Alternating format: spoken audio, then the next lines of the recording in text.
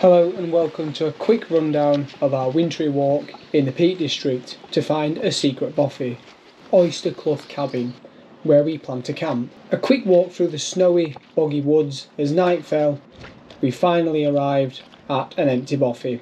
This unfortunately is where my GoPro started to play up, but I did manage to film a burger review. Here's today's dinner of choice. That's what we're working with. Oh. The best bit's the cheese. Thanks for fetching these, dude. I chased my brother around in the snow, and I even wrote a poem. The weather was cold, the cabin is great. Today we are here with Danny, our mate. Danny also had a go at being a YouTuber. Hi guys, and welcome back to the channel. Why do you sound like Big Lee? Before settling down for the night.